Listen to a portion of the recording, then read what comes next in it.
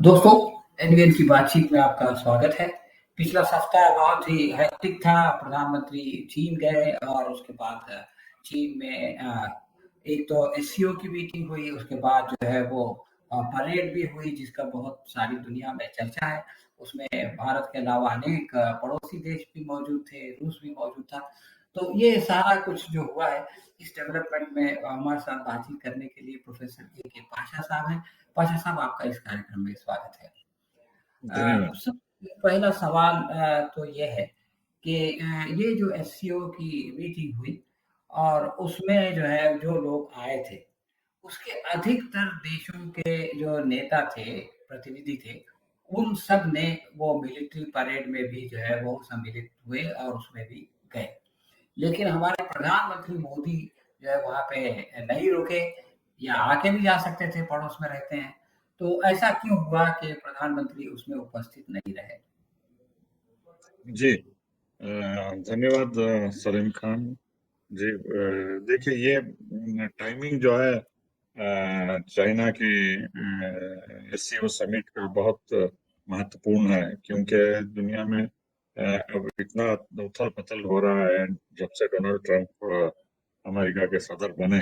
तारीफ को लेके और ब्रिक्स को लेके उनके जो कड़े बयान, और यूक्रेन की जंग को लेके जो तवील तक खींच रही है, और जो पाबंदी और टैरिफ के बात चीन के खिलाफ करते थे, उस माहौल में ये जो है समिट कॉन्फ्रेंस हुई बेजिंग में, चीन के शहर में, जहाँ रूस के सदर पुतिन और भारत के प्रधानमंत्री और होस्ट चाइनीज प्रेसिडेंट और एक डजन से ज्यादा लीडर, पाकिस्तान के, ईरान के, सेंट्रल एशिया के, टर्की के वगैरह सब वहाँ शामिल हुए।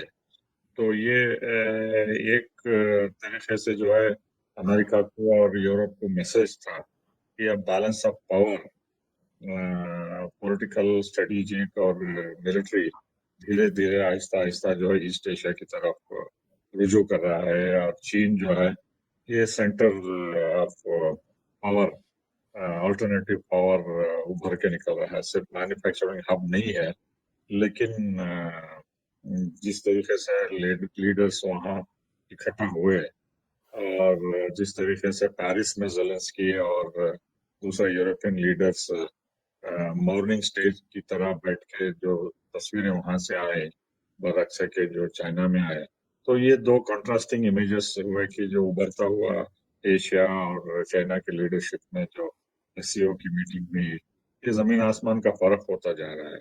और जहां तक पेरिस में मीटिंग हुई, कुछ नया संदेश वहां से नहीं निकला। लेकिन एससीओ की मीटिंग में भारत का शामिल होना, प्रधानमंत्री वहाँ जाना, और जो स्टेटमेंट वहां से उभर के आया, वो क्लियर इंडिकेशन है कि जो न्यू वर्ल्ड ऑर्डर की तरफ जो ये देश बढ़ रहे हैं, जिसमें ब्राजील, साउथ अफ्रीका भी ब्रिक्स के जरिए शामिल हैं, जिसमें मिस्र, इथोपिया, इंडोनेशिया से लेके दूसरे मुल्क, तो ये एक नया ऑल्टरनेटिव वर्ल्ड ऑर्डर भर के निकल रहा है। जहां तक मिलिट्री परेड परेड का सवाल है, चीन जो है ये पहली बार आधुनिक हथियार, जो कन्वेंशनल और न्यूक्लियर दोनों भी डिस्प्ले पे किया बड़े पैमाने पे। जो ड्रोन्स अंडरग्राउंड सी के समंदर के अंदर भी जो चाहते हैं वो भी डिस्प्ले किया। और की nuclear missile, intercontinental ballistic missile, जो 20,000 किलोमीटर से ज्यादा दूरी तक जो मारते हैं, निशाने पे लगाते हैं, वो।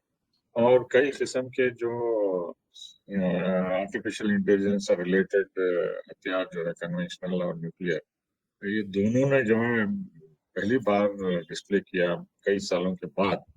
तो इससे पता चलता है कि सिर्फ चीन जो है मिलिट्री पावर बल्कि बढ़ रहा नहीं है, और वो मैसेज दे रहा है अमेरिका को और वेस्ट को कि हमारी दोस्ती तो रूस के साथ है, लेकिन हम तैयार हैं किसी भी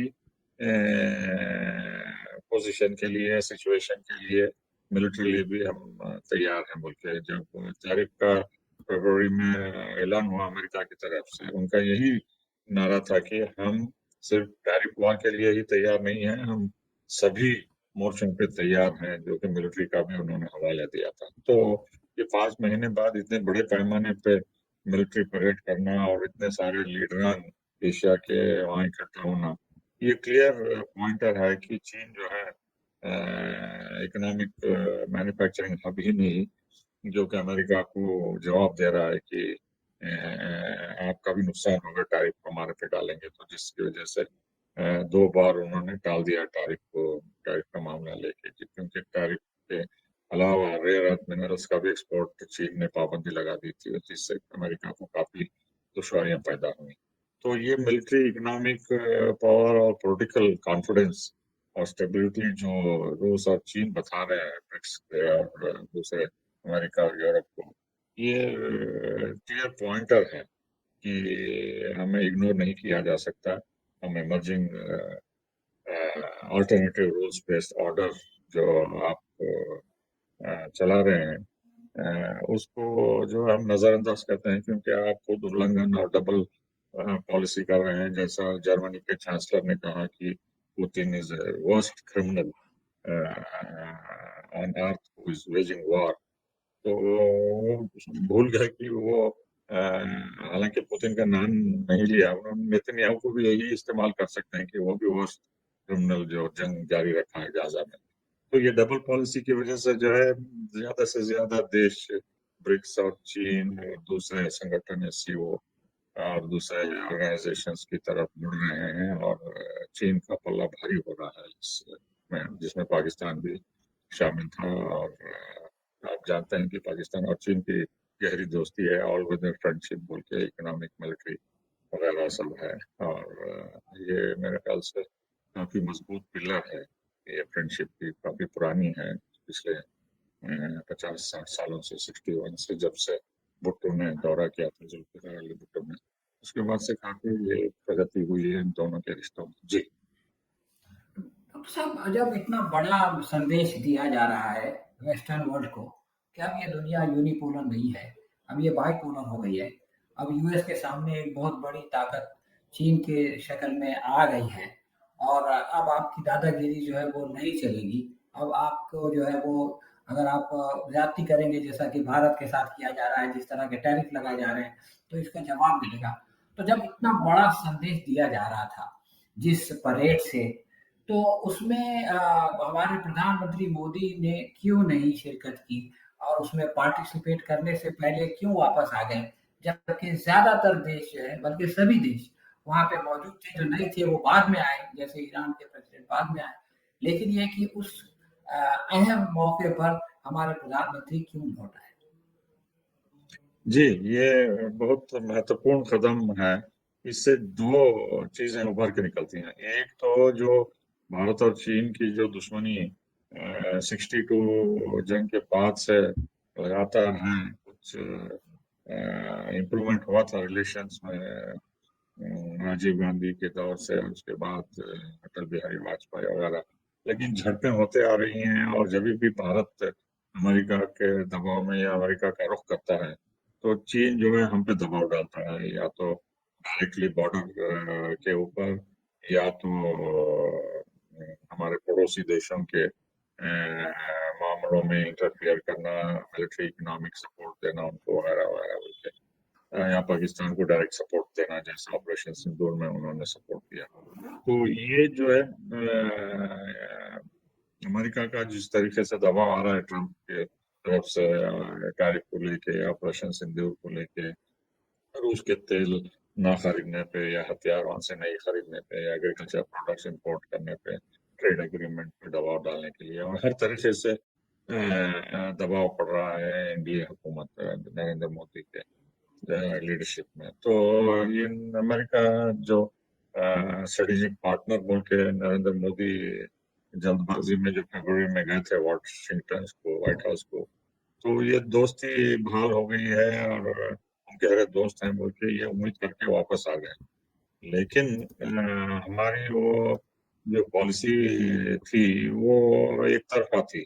हम उम्मीद कर रहे थे कि अमेरिका हमारा दोस्त है, लेकिन जिस तरीके से टैरिफ को लेके और रूस के तेल को लेके, और बार बार पाकिस्तान की तारीफ करना ऑपरेशन सिंदूर के बाद, और नोबेल प्राइज के हकदार हैं, बल्कि वो उंगली जताना वगैरह सब जो है। और उनके हुक्मरान जैसा पीटर नवारो ब्राह्मण्स ये रूस के तेल से फायदा उठा रहे हैं, और अंदरूनी मामलात में जो दखल देना ये एनडीए गवर्नमेंट को पसंद नहीं है। तो जवाबी कार्रवाई उन्होंने की, चीन को जो जयशंकर फॉरेन मिनिस्टर को भेजे, उसके पहले राजनाथ सिंह को भेजे पहलगाम इनपुट करने में, जो नाकामयाब रहे। तो उसके बाद चाइनीज फॉरेन मिनिस्टर यहाँ आए, और उसके बाद खुद प्राइम मिनिस्टर वहां गए। लेकिन फिर भी जो है प्राइम मिनिस्टर मोदी का जो है दिल और दोस्ती का हाथ बटाने के लिए अमेरिका से वो बेचैन है। वो अभी भी मान के चलते हैं कि अमेरिका के साथ दोस्ती बहाल हो सकती है, और फ्रेंडशिप और टैरिफ पे भी बातचीत हो सकती है, और जो $500 बिलियन का तिजारत का जो रेफरेंस दिए थे 5 साल में, उसके कदम में भी आगे बढ़ने के लिए तैयार है। तो ये टैक्टिकल अप्रोच में जो इंग्लिश में बोलते हैं, टाइम बिंग के लिए चीन के साथ वो गए थे, और अमेरिका को बताना चाहते थे कि आप अगर नाजायज प्रेशर डालेंगे तो हमारे ऑप्शंस हैं रूस और चीन बोल के। लेकिन वो इतने बड़े मजमे में मिलिट्री पावर जो हमारे खिलाफ इस्तेमाल कर रहे हैं चीन, तो उसको वहाँ हाजिरी देना जो है एक रॉन्ग मैसेज जाता था चीन को और दूसरे देशों को, खासतौर पर पाकिस्तान को और अमेरिका को भी। तो इसलिए जो है वो गुरेज करे वहाँ शामिल नहीं हुए। मेरे ख्याल से दुरुस्त था वो, क्योंकि ओपनली आइडेंटिफाई के चीन के मिलिट्री पावर से करना, या तो भारत की वीकनेस को मान लेना, या तो अमेरिका को जो है प्रोवोक करना होता था। तो इस लिहाज से जो है वो वहाँ शामिल नहीं हुए, और मेरे ख्याल से वो दुरुस्त था डिसीजन, क्योंकि अभी भी एक मैसेज जाता है कि हम हैं आपके दोस्त चीन को, लेकिन हम 100% आपके साथ नहीं हैं। जिस तरीके से अमेरिका को भी मैसेज जा रहा है कि आप अगर नाजायज प्रेशर डालेंगे तो हम आपसे भी दूरी इख्तियार करेंगे, और रूस और दूसरे देशों से हम अपनी दोस्ती बहाल करेंगे मेरे ख्याल से। क्योंकि चीन का जो है वो मिलिट्री पावर हमें हानि पहुंचा सकता है, या तो डायरेक्टली बॉर्डर के जरिए, या तो पाकिस्तान या दूसरे पड़ोसी देशों को जो हथियार दे रहे हैं। जैसे बांग्लादेश को भी उन्होंने बड़े पैमाने पे छोटे आर्म्स दिए हैं, जिसमें काफी लोग वहाँ डेमोन्स्ट्रेशन में शेख हसीना के खिलाफ मारे गए। वो सब चीनी वेपन्स थे। और बर्मा में और श्रीलंका में और दूसरी जगह भी जहां भी गड़बड़ी मौका मिलता है तो चीन अपने हथियार बड़े पैमाने पर पुलिस को और मिलिट्री को भी करता है, जिससे भारत का सर्वस्व भी कम हो सकता है। बल्कि भारत के प्रधानमंत्री वो मिलिट्री परेड में नहीं गए। जी। लेकिन डॉक्टर साहब, भारत ने तो ये सोचा कि हम जो है वो विक्ट्री परेड में अगर जाएंगे तो अमेरिका को गलत मैसेज जाएगा और अमेरिका नाराज हो जाएगा, और नाराजगी से बचने के लिए हमको नहीं जाना चाहिए। लेकिन उसके बाद जो ट्रम्प का रिएक्शन आया कि भाई हमको ऐसा लगता है कि हमने भारत को गंवा दिया है, और रूस और भारत दोनों जो है वो चीन के साथ चले गए हैं, और वो जहाँ खुश रहे हैं उनकी मर्जी है। मतलब उन्होंने अपनी नाराजगी का इजहार किया। तो जिस नाराजगी से हम बचना चाहते थे, वो नाराजगी तो फिर भी आ गई। लेकिन फर्क ये है कि उस नाराजगी के बावजूद जो है पुतिन वहां रुके, और उस नाराजगी से बचने के लिए मोदी जी वापस आ गए। तो ये वापस आना किस काम आया? देखिए, ये ट्रम्प का स्टेटमेंट कि अमेरिका खो गया है, खो दिया है भारत और रूस चीन साजिशी चीन को। लेकिन उन्होंने 24 घंटे में अपना स्टेटमेंट बदला। उन्होंने दोबारा अभी आज सुबह कहा कि अभी भी बाकी है पूरा, भारत जो है चीन या रूस के साथ नहीं है, अभी भी दोस्ती बहाल हो सकती है। मोदी साहब मेरे दोस्त हैं, और हम बातचीत के जरिए रिश्ते बहाल कर सकते हैं, बोल के उन्होंने नया स्टेटमेंट दिया है। तो ये जो भी डोनाल्ड ट्रंप कहते हैं, जब देखिए आज कुछ कहते हैं और दूसरा स्टेटमेंट फौरन कुछ अर्से बाद आ जाता है। लेकिन ये कदम जो है पुतिन और रूस और चीन गहरे दोस्त हैं, वो उसमें कोई चौंकाने वाली बात नहीं है कि पुतिन मिलिट्री परेड में शामिल थे, या ताजिकिस्तान या पाकिस्तान या ईरान या दूसरे लीडर, क्योंकि वो उनके दोस्ती है उनके चीन के साथ, उनके बेल्ट एंड रोड इनिशिएटिव के साथ या पाइपलाइंस के जरिए या रेलवेज के जरिए बहुत गहरे ताल्लुकात हैं, टर्की से, ईरान से, अफगानिस्तान से, सेंट्रल एशिया से, रूस से वगैरह, मंगोलिया से या दूसरे देशों से। लेकिन भारत के साथ अभी भी जो है, जो लोग कहते हैं, चाहे वो डॉक्टर सुब्रमण्यम स्वामी हो या दूसरे लीडर हो, कि भारत के इलाके में चीन घुसा हुआ है, जबरदस्ती अपना कंट्रोल कर रहा है और हटने की बात नहीं कर रहा है बोलते, तो अभी वो घाव जो है अभी ताजे हैं।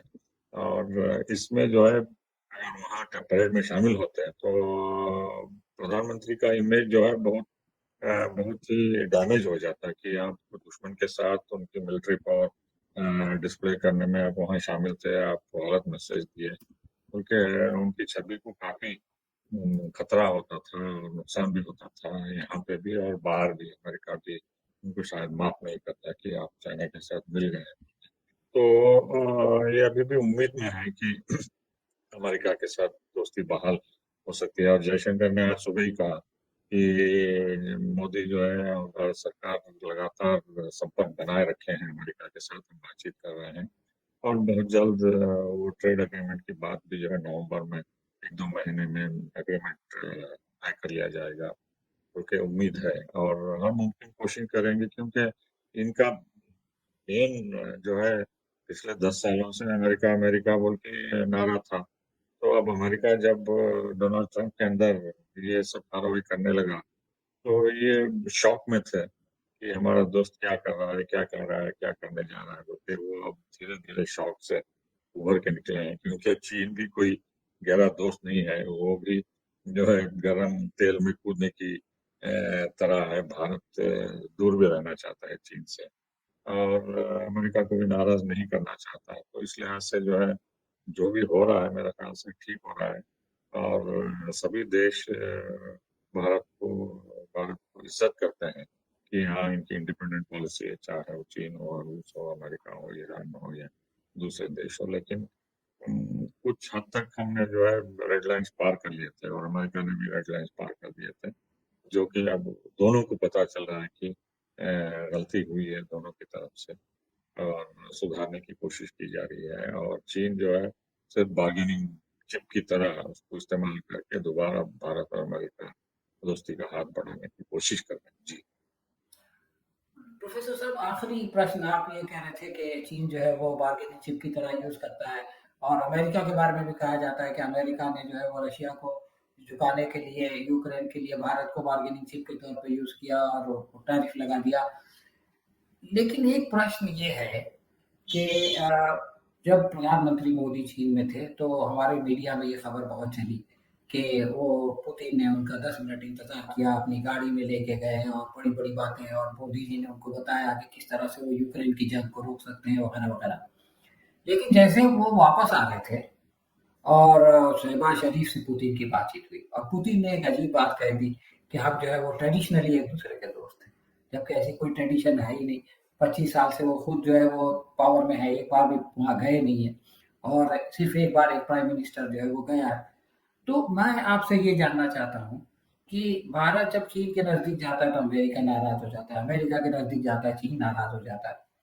लेकिन पाकिस्तान की दोनों से दोस्ती है, वो दोनों को जो है वो अपने साथ रखता है, वो किसके साथ जाए या उसके साथ जाए कोई नाराज नहीं होता है। और अब तो उसने रशिया से भी दोस्ती कर ली है और पुतिन ने जो है शहबाज शरीफ को अपने यहाँ बुलाया भी है। तो ये जो बैलेंसिंग है, ये डिप्लोमेसी कैसे पाकिस्तान कर रहा है कि आसिम मुनीर को वो एक ही कमांडर है जिनको कि ये विक्ट्री परेड में बुलाया गया पूरी दुनिया में।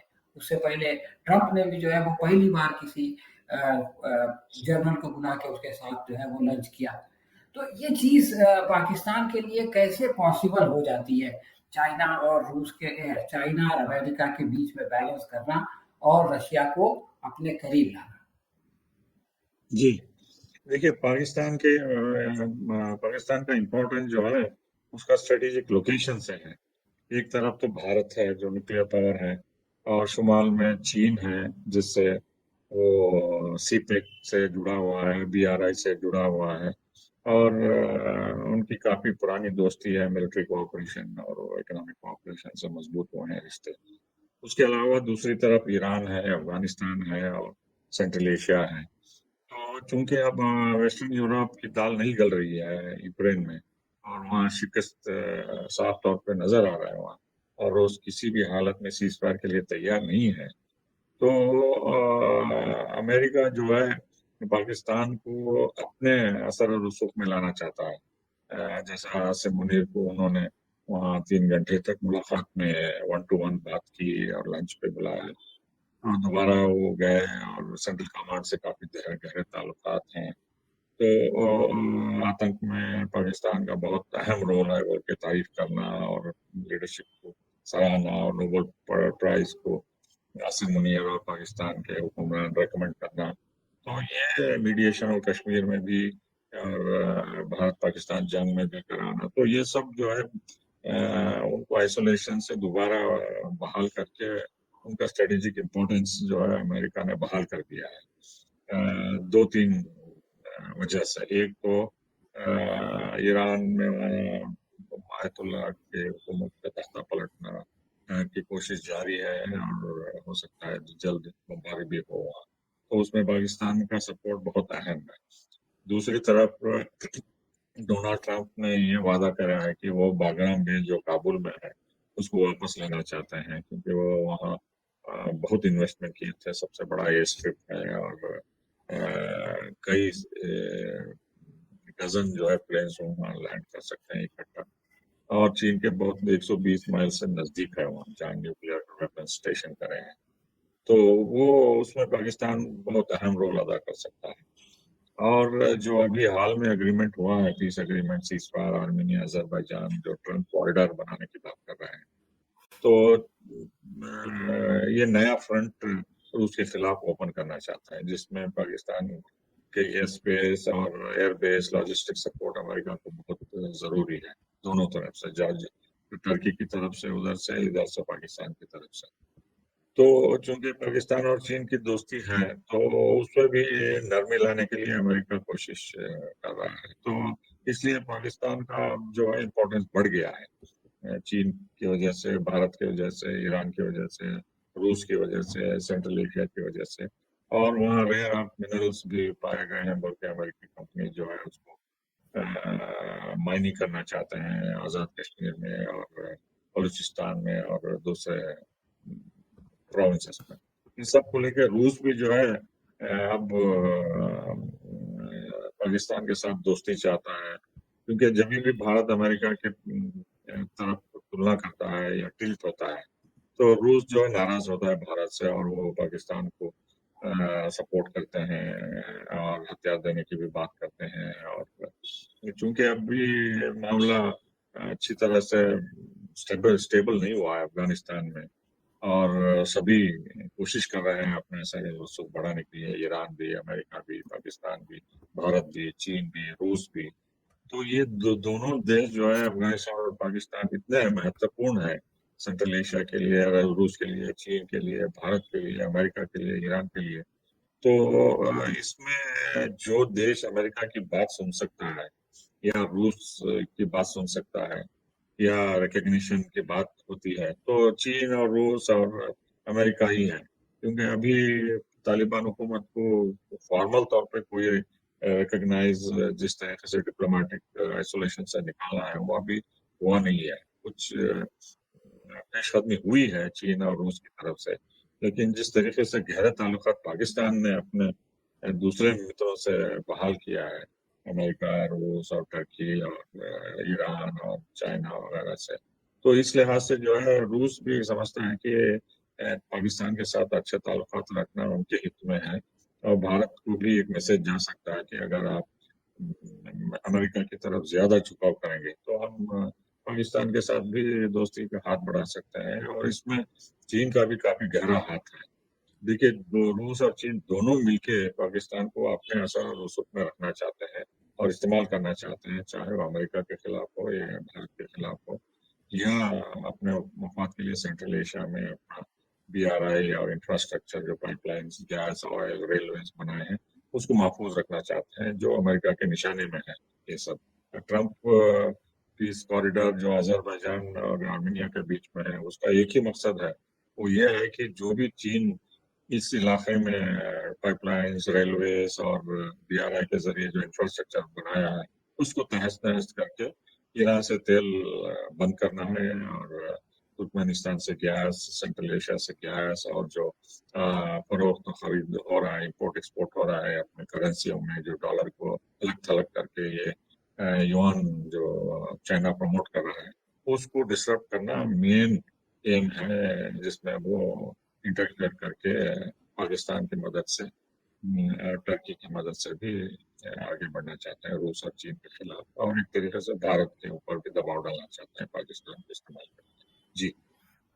हाँ, तो दोस्तों आपने देखा कि किस तरह से एक ग्लोबल कॉम्प्लेक्स सिचुएशन पैदा हो गई है और इस कॉम्प्लेक्स सिचुएशन में कुछ लोगों को बगैर कुछ किए जो है वो नुकसान हो रहा है, जैसे भारत और पाकिस्तान को बगैर कुछ किए सिर्फ अपने स्ट्रैटेजिक लोकेशन की वजह से फायदा हो रहा है, इसलिए कि जो बड़ी ताकतें हैं जैसे अमेरिका है, चीन है, वो जो है वहाँ पर अपने इंटरेस्ट को, अपने फायदे को जो है वो महफूज रखना चाहती है। प्रोफेसर साहब, आपने समय निकाला और इतनी अहम जानकारी दी, इसके लिए बहुत बहुत शुक्रिया। हम आइंदा भी आपसे इस तरह के विषय पर बात करते रहेंगे। धन्यवाद।